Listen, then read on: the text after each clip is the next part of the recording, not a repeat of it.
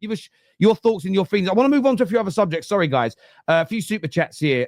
Ronin says Enzo is separated now. New something bounce. Stay up, Kings. New pussy bounce. Oh, new pussy bounce. Yes. He's separated from his missus. Yes, he's. Oh, so right. Yeah, I didn't get it at first, but every time I see it, That's every so time creative. I see Enzo, We got Ronnie. I always think of Maresca now. I think of Maresca. Yeah, I hear ya.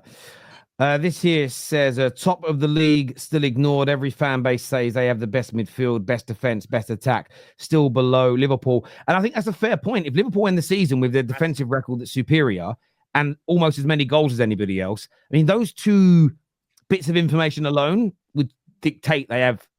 And normally the best normally the best midfield in the league wins the league as well. So I think there's loads of elements that should go into this debate. It should go into the debate. Chelsea midfield go to Anfield this season. What happened to them there? A very close game. Very close game. Very close game. Kunle Kunle qualifies. By the way, I will say this. All the midfields are really good. That's why when you watch them play each other this season, been really close games. I want to point that out. No one midfield is clear of the other by a country mile. They are very close to one another. Kunle qualifies. Why does Odegaard is better? Why is he better defensively? I think he means than Premier League because Palmer dwarfs his output and factually creates nearly as much. I think he's saying qualify why Odegaard is definitely better. Sorry, that's it. Yeah, sorry. Yeah. So I think personally because Odegaard is a tempo setter. Like he controls the tempo of the game. Like he organizes what the game's outcome is going to be. For me, and he adds assists and goals to the game for me, and he's a leader. But so Palmer doesn't do that stuff. So does Palmer. Palmer's better. I personally don't think Palmer's a pace setter. He doesn't set the tempo of any game. He scores. The one thing I will say about Palmer, 100%. But he's got that moment in his locker. Odegaard doesn't. Palmer is the only player in the Premier League that would have panaked a penalty in that moment. Odegaard ain't good. I disagree. That's rubbish. No, look, he's the man for the big occasion. You're 3-2 up against Spurs. There's no. But he's the man for the big occasion. He's proved that his entire career. Comes off the bench in the Euro final, bags against Spain. Comes off the bench in the. Can we stop celebrating a goal that was a goal that ended? I'm not celebrating. I'm just saying Palmer. Can we stop bigging up that goal? Why do we keep talking about a goal in the final that England lost? Why are we bigging that up? Because Palmer gave him a chance. Did Bayern Munich talk about Basler's goal when Man U beat them 2-1? Like, you can talk about a moment. You can talk about a moment. Yeah, talking about. I'm saying he's a big game player. A moment that led to what? Cheering for the yeah, no, wait, hang on a minute. Hang on a minute. Kunle. But the reason why that goal for Palmer is different, and Basler's a great example. But imagine Basler has spent the majority of that Champions League campaign for Bayern Munich on the bench, and imagine he came on when Bayern Munich was struggling and got us back into the game. The argument would be, imagine you started the geezer. If England had started Palmer more at the Euros, we might have gone on to win it. Because whenever he came on, he was stardust. He was absolutely brilliant. So that's why I think that conversation is a little different. But mind you, Kunle, Odegaard can't even qualify for the Euros. All that talent that Norway have, and they sitting at home every single summer. But Will, the reason why that's such a stupid argument, Will, the reason why that's such a stupid argument is that Arsenal fans always complain about why people don't give them credit even though they haven't won anything. What has all of Odegaard's performances for Arsenal led to? Nothing. They've led to nothing. So why are you covering up Palmer? So why are you? Your argument is. Chelsea have got to the final so far. Palmer, you said that Palmer's goals haven't led to anything. That's it. Not recently, anyway. No. The reason I said that, David, is because people keep bringing it up, which is why I said that. I didn't just out of nowhere say that goal means nothing. People keep bringing up a goal in a game that England lost. I've never seen that until this year. Because my argument was how many goals get brought up in games that you lost? I've never seen it. If we're gonna big up Palmer, let's big him up properly. Like, for example, yesterday he took what was going on personally, and Spurs are the reason for that. As soon as I saw Palmer when he was taking a corner, and he's like, you could see the villain in him. It's like, okay, all right, wait, and you could just see that with the whole arrogance after that corner when he was getting pelted with loads of things. So he's a baller. I don't debate that. And in the next 18 months, I might be able to comfortably say he's better than Odegaard. But as of now, for me, I can't say that. So you wouldn't take Cole Palmer right now at Arsenal? Straight up swap? Like Odegaard for Cole Palmer? No, swap, definitely. All right. Fair enough. I can't. I'd take him at Arsenal though, as an addition. 100%. But like not for Odegaard though. Nah, not for Odegaard.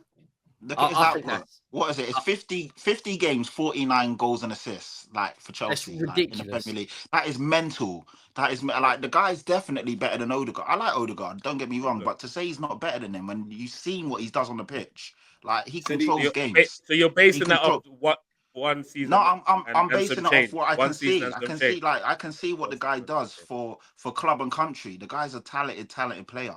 And no one's debating that he's the talent. Yeah, but you're saying he's better than Odegaard's talent. Yeah, but... guys, I don't want to. I like the debate, but just interested time. We're going to go into some more of these super chats. Sorry, guys. Kunle still piping up after doing TED Talks on how Chelsea's product and players are average. Chelsea fans delusional, only to be behind us in December. Season ends in May, but yeah, they've definitely impressed me. Question on that.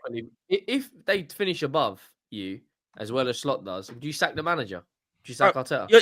You're even adding the Chelsea thing. If Liverpool win this league, sack Arteta, bro. What are you talking about? Talking about Chelsea as well. If Liverpool win this league, sack him.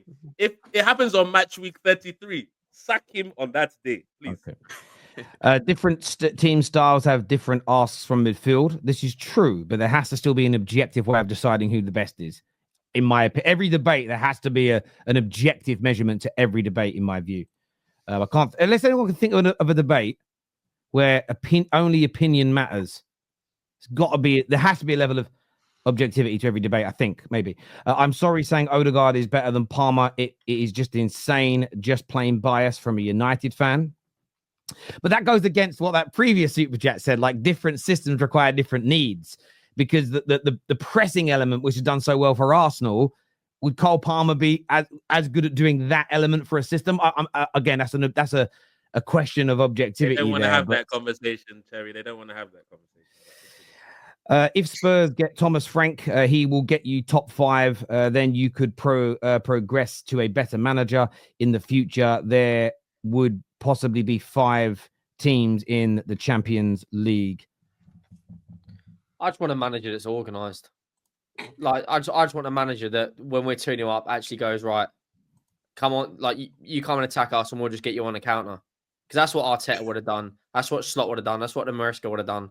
Like Ange's a good manager, but he's just so stubborn and won't get out of his ways. And it's not a match. It's not a match made in heaven, is it? We're currently sitting 11th in the Premier League.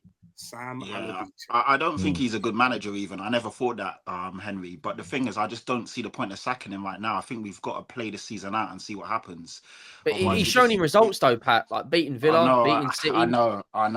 But I just think that you just can't keep doing this cycle. Like, you got to see this one out. And then if at the end of the season, obviously we're 10th, 11th, whatever it is, and we don't win the trophy, then you get rid of him. And in the summer, you can go after a proper manager. Right now, who are you going to get in? That's my problem. Would you take Xavi? Win your first trophy in a while this season? Take who? Who did you say? Xavi. He's like 8-1. He'll never come to Tottenham, especially right now. It's a payday. Everyone, guys, we're running out of time. I can't spend time talking on bollocks. We've got to move on. Because I'm only saying that because we're running out of time, and I want to get onto what our viewers are saying, because our viewers, I know you panel are great, but my viewers are more important. Came on to talk some shit to some Spurs fans, but now I think he means now I just feel bad. Sorry, I guess. Throwing all that on the pitch was excessive, though. Feel better is what he says here. Waiting for Pat in an Arsenal shirt. Oh, that's never been done, is it, Chatty Patty? You haven't worn the Arsenal shirt yet. Pat. I'm still ducking and diving. So yeah. With Dio, no? With Dio, if we're just. Yeah. Also, young Daniel hasn't done it, but young Daniel ain't been on the show for weeks either. He's just absolutely. Also, didn't me and Henry have He's on a gap year, Terry. He's on a gap. I swear Henry's got to wear Chelsea. That's depressed him, isn't it? I swear you got to wear a Chelsea shirt. We had I don't know. I can't remember what the bet was, but I don't remember. I had to sing something. Oh, I don't remember what the bet was. That's pretty much guaranteed. I might as well sing it next week because if Chelsea finish above Spurs, you have to sing. I can't remember the song. But yeah, this is why is it not spoken about Palmer not playing in not playing in and is well rested in the league, he is performing, but he does that every 3 or 4 days. Basically, why is it not being... Palmer isn't playing 2 games a week. Is it easier for him? I mean, that's also another objective challenge to whose midfield is better, that Chelsea's current midfield is playing 1 game a week versus 2 games a week. But from both sides, I've heard a lot of top midfielders say they feel better, have a better rhythm when they play 2 games per week. So I think with Red Indian, you can play that both ways when you listen to what a lot of the pros have said. I'd love a compilation of all of the things said about Chelsea that turned out to be wrong, from Conference League expulsion to points deductions. I think the problem is when you say you want to speak about all the things that are wrong, is you have to look at them all in context. So I know I've certainly done a number of videos talking about Chelsea's financial issues, talking about Chelsea's... I mean, they're still currently under investigation by the Premier League for potentially cheating when it comes to transfers. So the idea... I mean, they may still get a point deduction because they've grassed themselves up. PSR-wise and financially, like the Terrace has always said, and I don't care about contributors on this because they have to answer for themselves. I've always said with Chelsea, I think they've sailed close to the wind on a few occasions, but through the sale of assets, they've found themselves out to be okay. And I've always said if they get back into the top 4 into title races, they're going to be okay because that Champions League money will come back in. Where it could have gone wrong for Chelsea is if they were mid-table again this year and then mid-table again next year. Then financially, they've hit a really, really bad period. But subs, yeah, listen, I think that some people have got lots of predictions wrong. Anyone who thought they were going to be a mid-table team this season was just deluding themselves in my humble opinion.